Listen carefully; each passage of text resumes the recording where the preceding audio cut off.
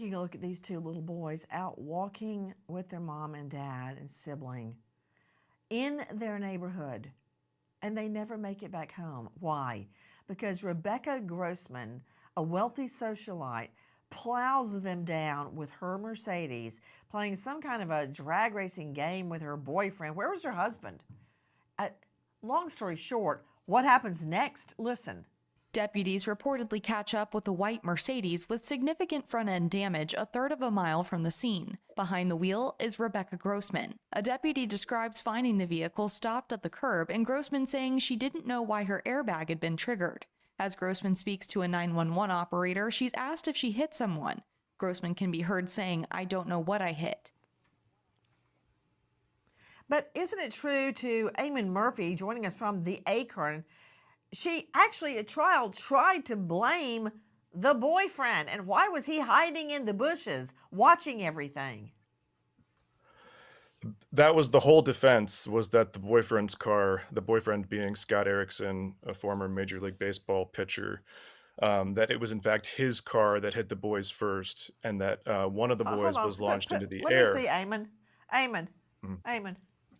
Question. Yes. You think I care he was with the MLB? I don't care. I don't care who he is. I don't care if he's Elvis Presley come back from the dead. Okay? He's hiding in the bushes. Why? Why do people hide, Eamon? Because they're afraid. Okay? Why is he afraid? Because he knows they've done something wrong. That's actually, that was part of the defense, the hiding in the bushes bit. And it was Rebecca Grossman's daughter who testified to that. Alexis Grossman said she saw Scott Erickson hiding in the bushes. The prosecution disputed this, challenged her account of that evening. And the hiding in the bushes was no deputy reported or anybody reported seeing anyone hiding in the bushes throughout the whole investigation. But as part of the story that cast suspicion on Scott Erickson, it was said by Rebecca Grossman's lawyers that he hid in the bushes to watch the investigation, and also went back to confront Alexis Grossman saying, don't tell anybody about this, threatening her and so on. That was all part of the defense. Okay, well, let me ask you a couple more questions regarding the boyfriend. Now, is the boyfriend also married like Rebecca Grossman is? I believe he's divorced. Okay, so then no. And look, I don't care who's cheating on who's sleeping with who's getting drunk at lunch. I don't care what they're doing in their spare time. That's between her and her husband. But when it comes to what happened after that, I care. Now, Eamon, isn't it true that there was forensic evidence linking her Mercedes to the boys? I am talking about obvious. Oh, well, there you go. Look at the front of the car, for Pete's sake. How did that happen?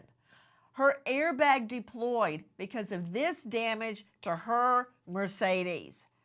And the boys' DNA, be it hair, blood, saliva, I don't know what, fibers from his clothes. These two little boys did, 8 and 11, Mark and Jacob.